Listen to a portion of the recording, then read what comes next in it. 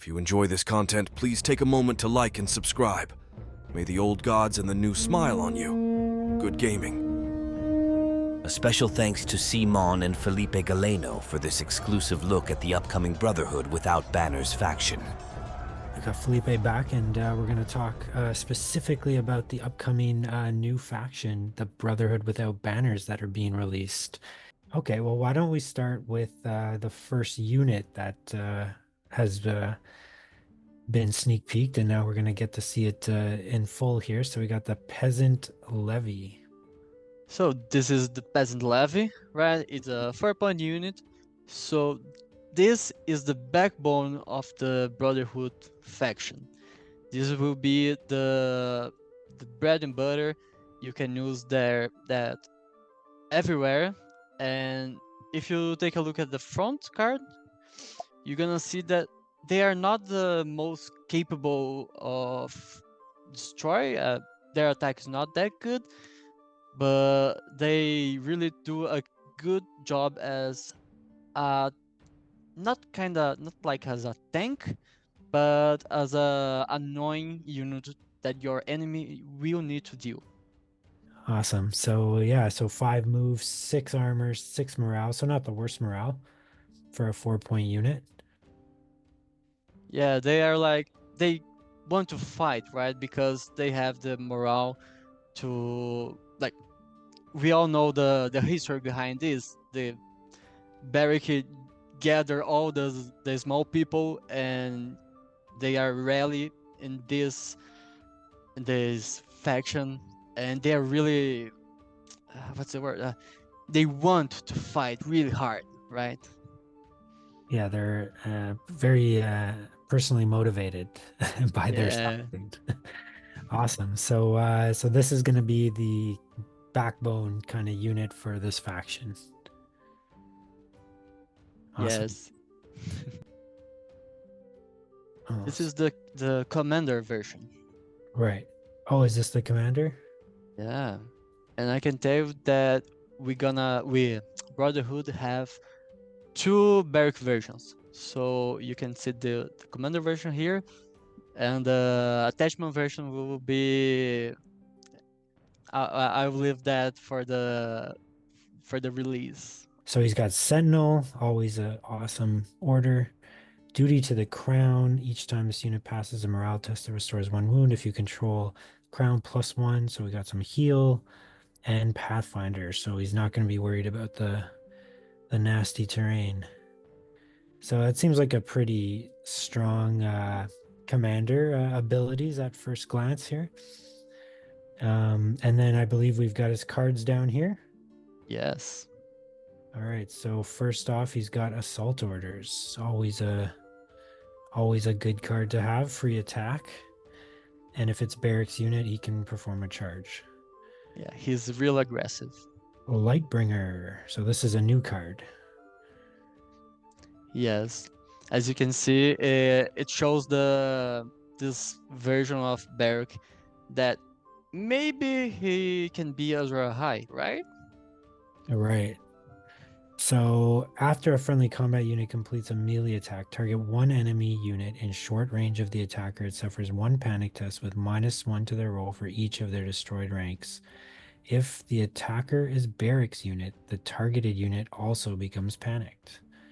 Yeah, it's more like a finisher, right? Right. Hit them hard and then make sure that they fail their panic. So that's a pretty solid card. And then 6 times too many. So another new card. Yeah, I want to see your reaction to this. So let me read it out here. When friendly infantry unit would be destroyed by a melee attack, that unit is not destroyed, but instead remains in play with 1 wound. Ooh. Attach this card to that unit until the end of the game. While attached, this unit cannot be targeted by friendly or enemy orders or tactics cards. Oh, that's very interesting. Oh, that's cool. Well, something that keeps a unit alive is always very good. And that's a unique new twist that friendly or enemy orders and tactics don't work on them. So that's pretty interesting. And it's attached to the end of the game. There's no removal. So once it's on, it's on. Yeah, it's like a double-edged sword, right? Yeah. I don't know if you can say, is there going to be a second model for Beric or just a second way to use them? Well, at least in the starter set, it's just the one model. Okay. And that looks like Thoris of Mir there. Yeah, you're right. Awesome. I can say that Taurus is also another commander for this faction, Okay. and he will have also another version. Okay. So you probably want to bring Beric and Taurus together, one way or the other. Okay. No, we're gonna see here Taurus here as a attachment here. As an attachment. Okay. Yeah. Cool. And then is this Lemon Cloak? Yeah, right on spot. Awesome. He's got his patched up cloak, big hulking guy. Anything you can let drop about him, about his usage? Oh, if I say anything, with that will just ruin. Okay. Oh, Tom of Seven Strings. That's an easy one. Yeah. Nice. I'm with him. I'm guessing NCU. I'm guessing NCU. Mm, maybe. Maybe. Let's see the other two. Let's see the All next right. one. What else do we have? We got. Okay, so now this is. I saw the name. It's a swan. Someone from that one. I wasn't sure of. Like, I'm pretty good with the books and that, and I was trying to remember her. Do you know who is Lady of our Acorn Hall? Oh, the Lady of Acorn Hall. Yes. Yeah, Okay. Ravella.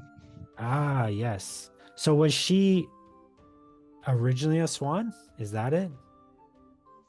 Because there's House. I can't remember, to be honest. Yeah, I cannot It was the help swan you that was there. throwing me off because I know there's like Balin Swan, there's like the black and white swans in the stories. But I do remember Lady of Acorn Hall. She gives Arya the dress and all that. Yes, she's a supporter for sure. Okay, so probably a good bet on an NCU here. We don't often see such finely dressed ladies on the battlefield. Yeah, even not carrying any weapon, right? That's right. Yes. She'd be at high risk. And then the last one we've got I'm not sure, there are many names for her, I guess the Crone of Old Stones or I can't remember every name as well, but I can say that she's a witch. Right? yes. She's if going back into some of the older stories with Duncan Egg era, I know she's connected to Jenny of Old Stones even back then, so she's been around for a long time.